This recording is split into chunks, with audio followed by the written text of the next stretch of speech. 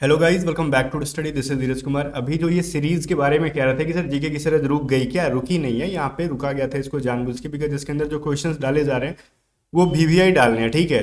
तो ऐसा नहीं कि कुछ भी उठा के डाल देंगे, तो एग्जाम में आने लायक जो होगी उसको कराई जाएंगी।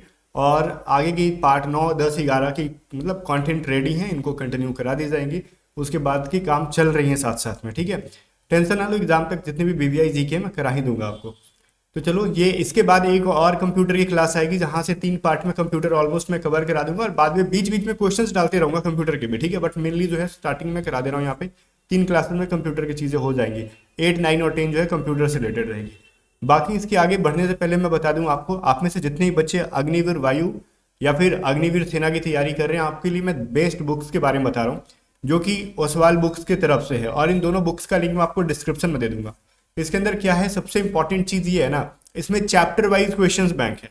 ये चाहे आप दोनों में से किसी के बारे में बात कर लो। और ये क्यों वीवीआई है मैं बताता हूँ। पहली बात तो ये कि अगर आप अग्निवीर सेना की देख लो या फिर आप अग्निवीर वायु की देख लो, आप कोई भी बुक उठा रहे हो मार्केट में, तो आपको ना एक साथ मिलना थोड़ा मुश्किल हो जाता है। जैसे मान लो अग्निवीर सेना, आपने अग्निवीर वायु की उठा ली, तो मेरे को एक सिंगल बुक के अंदर ना एक्स एंड वाई दोनों की, साइंस और अदर देन साइंस दोनों की मिल पाना थोड़ा पॉसिबल नहीं हो पा रहा है, ठीक है।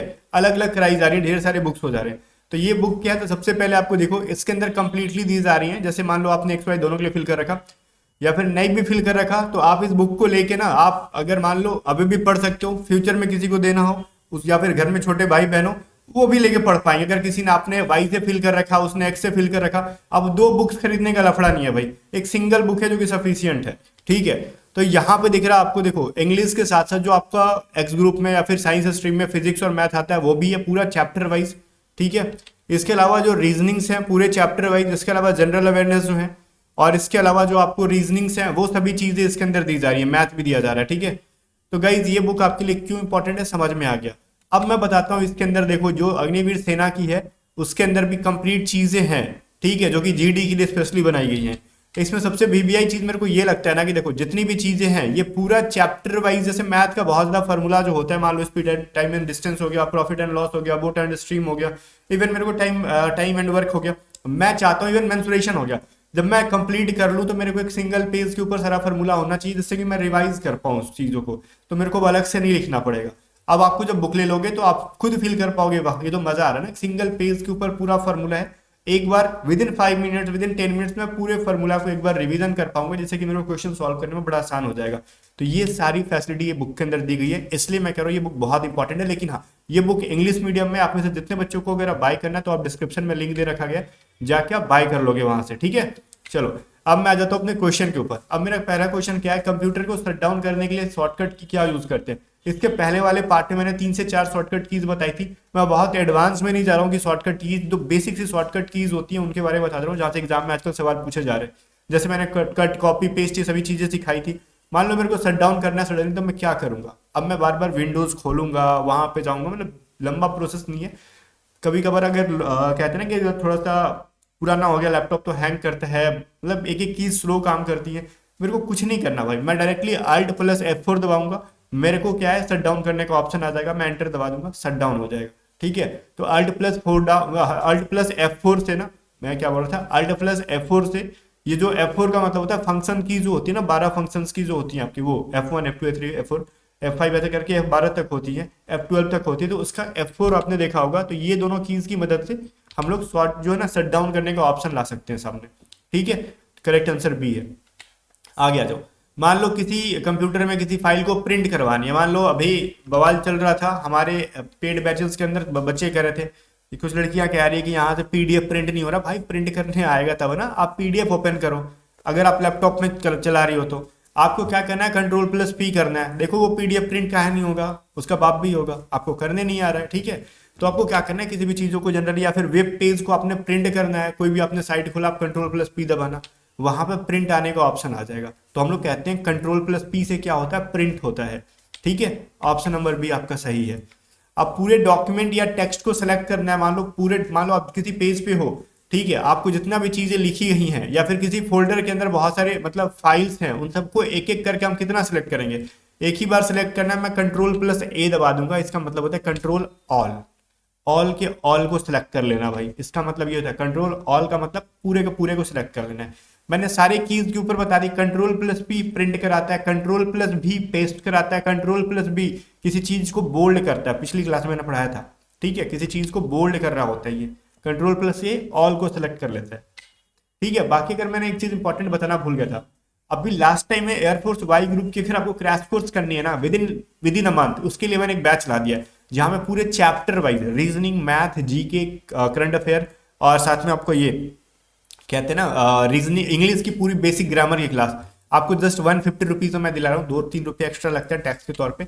ये पूरी बैच मैं आपको दे रहा हूँ, इसके अंदर टेस्ट सीरीज भी 15 टेस्ट सीरीज मिल जाएगी, लेकिन इसके अंदर हमारी पेड पीडीएफ नहीं है, जो क्लास के नोट्स हैं वो सारे मिलेंगे, लेकिन अलग से जो टॉप 500 सीरीज की पीडीएफ आती है जिसकी प्राइस ही 220 रुपए है, वो इसके अंदर ऐड नहीं कर सकते बिकॉज वो बहुत महंगी पीडीएफ होती है। और ये बैच को मैंने बहुत 500 के बैच को ना मैं 150 पे लेके आया हूँ, क्योंकि इसके अंदर की पीडीएफ मैंने हटाई है और बाकी थोड़ा सा दिल बड़ा करना पड़ा मेरे को, ठीक है, जिसके लिए थोड़ा सा कहते हैं ना कि अंदर से आंख से आंसू भी आते हैं, बट क्या कर सकते हैं, हेल्प करना पड़ेगा। इस बैच को आपको ज्वाइन करना तो पीरियड स्टडी आपको डाउनलोड करो।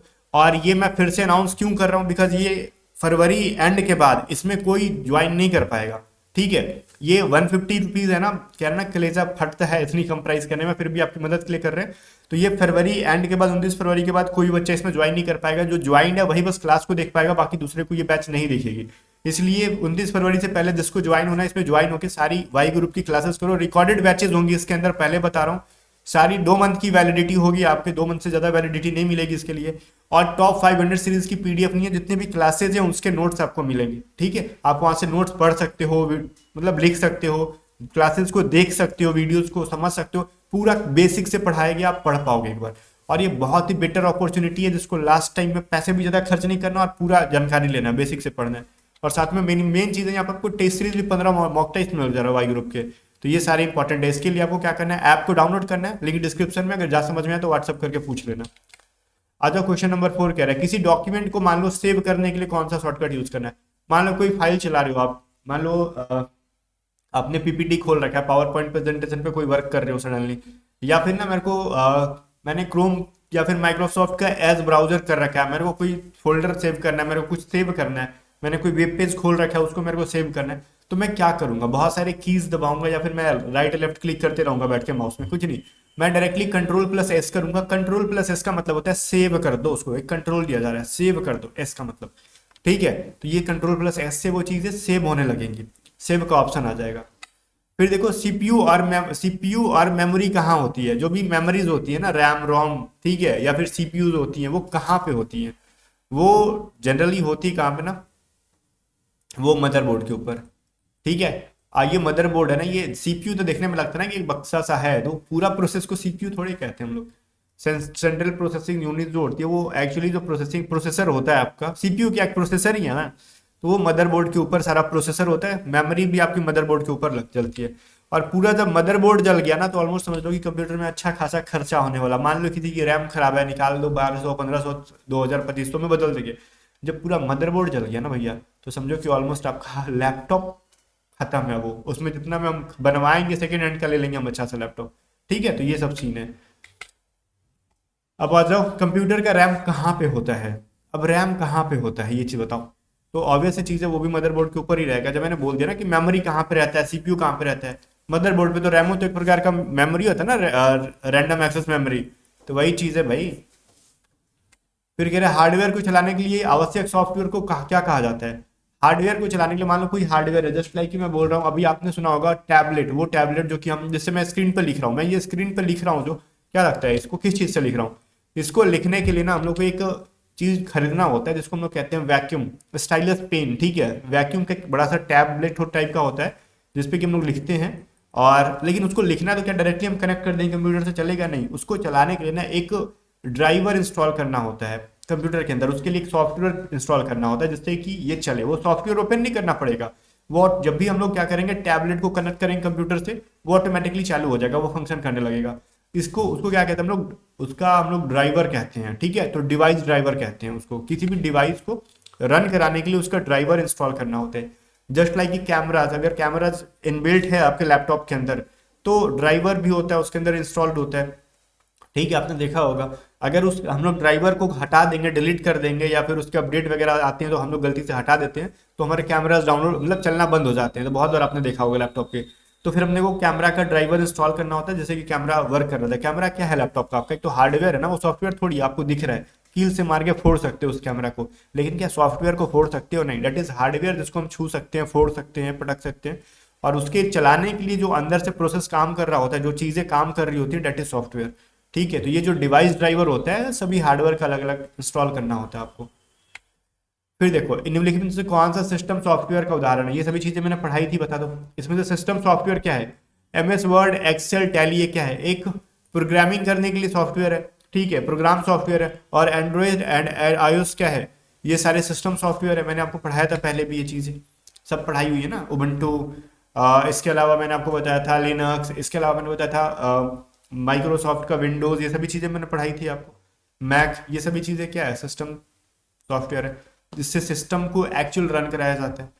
फिर एक कंप्यूटर में प्रेजेंटेशन डॉक्यूमेंट बनाने के लिए किस एप्लीकेशन का उपयोग करते हैं। प्रेजेंटेशन क्या होता है, ये जिस पे आप ये चीजें दिख रहे हो, ये सारी जो आपको पेज दिख रही है सभी लिखी हुई है, जो स्क्रीन पे दिख रही है, इसको मैंने ना प्रेजेंटेशन के अंदर ही तैयार करवाया है, जिसको हम लोग पीपीटी को बोलते हैं शॉर्टकट में, पीपीटी, ध्यान सुनना, पावर पॉइंट प्रेजेंटेशन, जिसका फुल फॉर्म होता है, पीपीटी का मतलब होता है पावर पॉइंट प्रेजेंटेशन, ठीक है, इसका फुल फॉर्म यही होगा।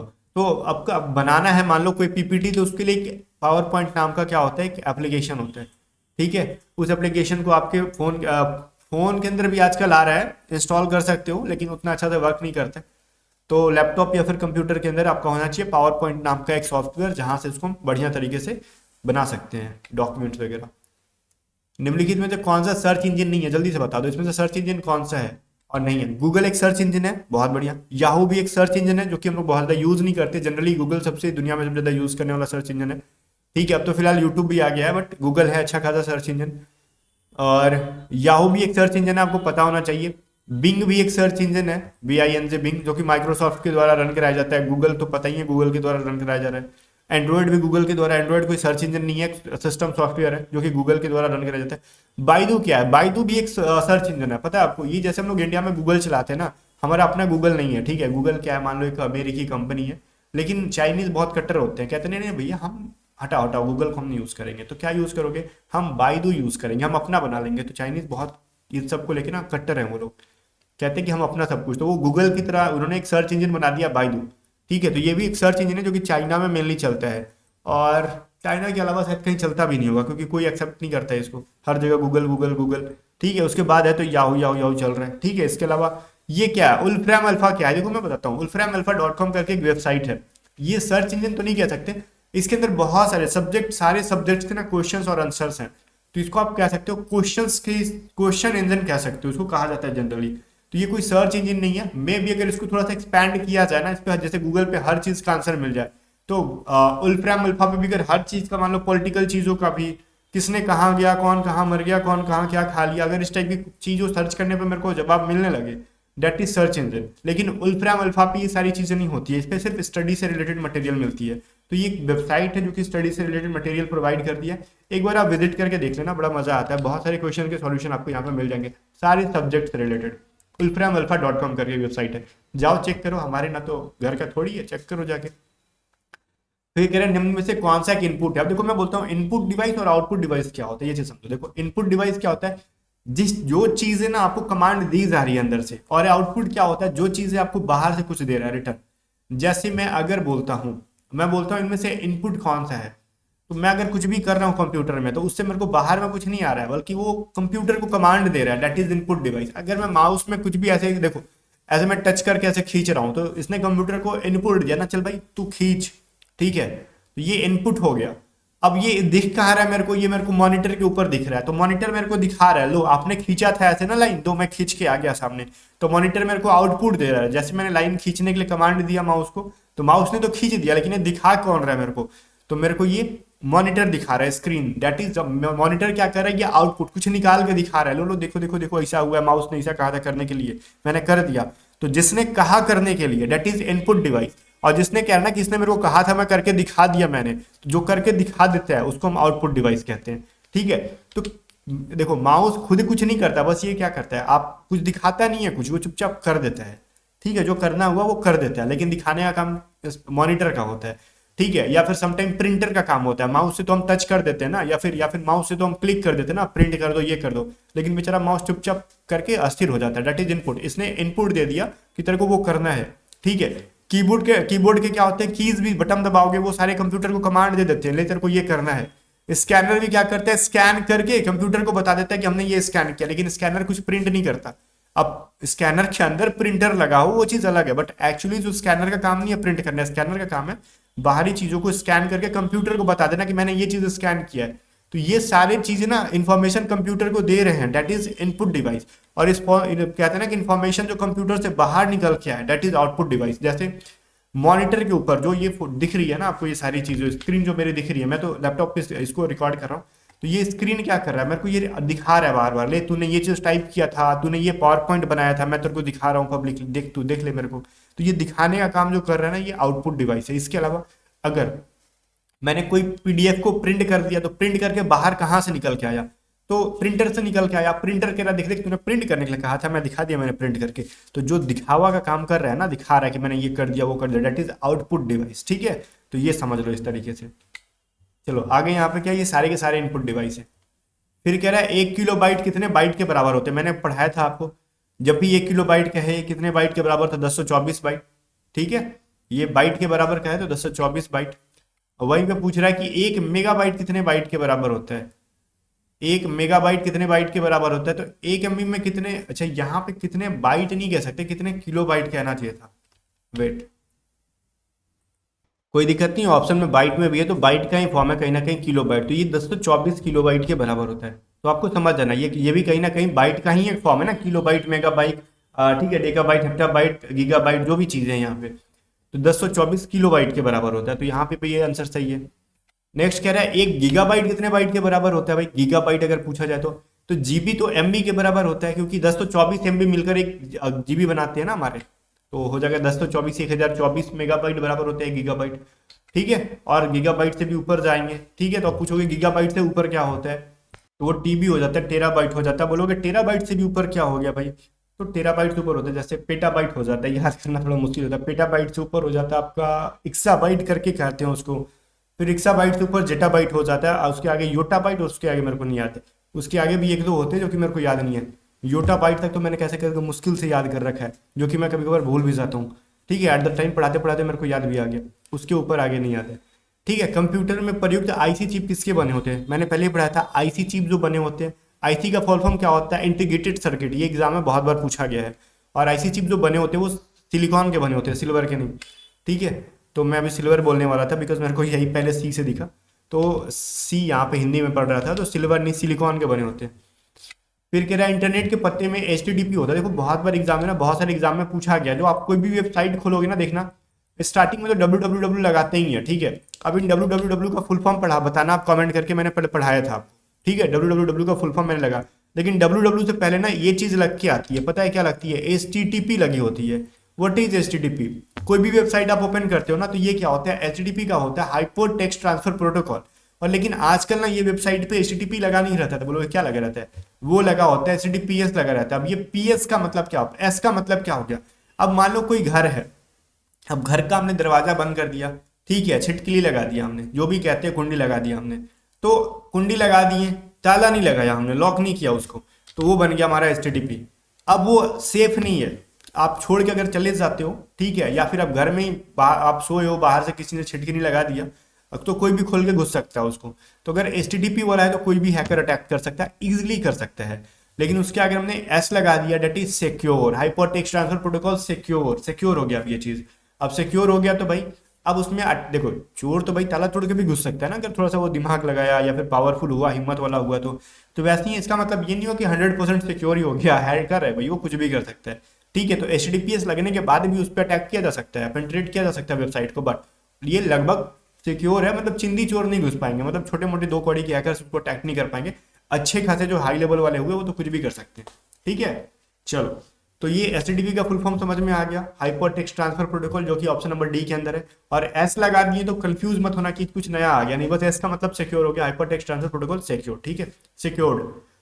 आगे देखो, अब कह रहा है गणना और तुलना के लिए, ठीक है, कैलकुलेशन और कंपैरिजन के लिए कंप्यूटर का कौन सा पार्ट काम कर रहा होता है। ये चीज पहले मैंने पढ़ाया था, ALU काम कर रहा होता है, और ALU का फुल फॉर्म मैंने पढ़ाई थी, वो चीज़ मेरे को चाहिए आपसे, बताओ मेरे को कमेंट करके। जो बताएगा उसको हार्ट मिलेगा, दिल मिलेगा। आगे आ जाओ। कंप्यूटर में सेंट्रल प्रोसेसिंग यूनिट का फंक्शन क्या होता है, बताओ। सीपीयू क्या काम कर रहा होता है, तो ऑब्वियस सी चीज़ है, सीपीयू का ही ना फुल फॉर्म होता है सेंट्रल प्रोसेसिंग यूनिट। तो सीपीयू का काम क्या होता है, डेटा को डिलीट करता है, या फिर इनवॉइस बनाता है, या फिर गणना और प्रोसेसिंग करता है। तो अभी से चीज़ें, सीपीयू है तो प्रोसेसिंग यूनिट है तो प्रोसेसिंग करेगा, तो ऑप्शन नंबर सी, ठीक है ना। अब 19 नंबर क्वेश्चन देखो यहाँ पे कर रहा है क्या, कंप्यूटर द्वारा प्रोड्यूस किया गया परिमाण क्या है, ठीक है, क्वांटिटी क्या है भाई, परिमाण या फिर परिणाम, यहाँ पे परिणाम लिखना चाहिए था। रिजल्ट को क्या कहते हैं, जो प्रोड्यूस करा डेट इज आउटपुट, ठीक है, तो याद रखना परिमाण नहीं परिणाम लिखना था यहाँ पे। भाई साहब ने ट्रांसलेट भी उसी हिसाब से कर दिया है। तो परिणाम होता है ना कि परिमाण, तो जो रिजल्ट दे रहा आपको उसको क्या कहते हैं हम लोग, आउटपुट कहते हैं। मैंने कहा था ना कि जो दिखाता है कि मैंने ये कर दिया वो आउटपुट डिवाइस, और जो दिखाया जा रहा है उसके द्वारा कि मैंने ये काम कर दिया वो काम क्या है, रिजल्ट, डेट इज आउटपुट, ठीक है।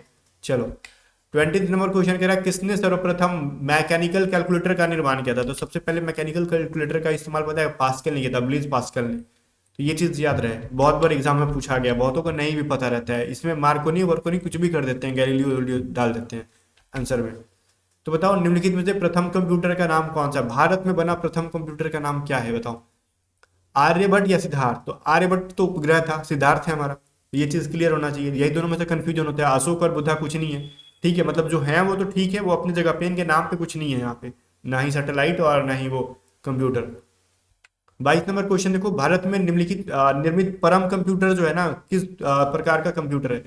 परम कंप्यूटर एक प्रकार का सुपर कंप्यूटर है, और सबसे फास्टेस्ट कंप्यूटर को कहा जाता है सुपर कंप्यूटर, ठीक है। और ये बनाया किसके द्वारा गया है, जो परम सुपर कंप्यूटर था वो किस संस्था ने बनाया है, तो उसको सीडैक ने बनाया है, ओके ना। किसने बनाया है, सीडैक ने।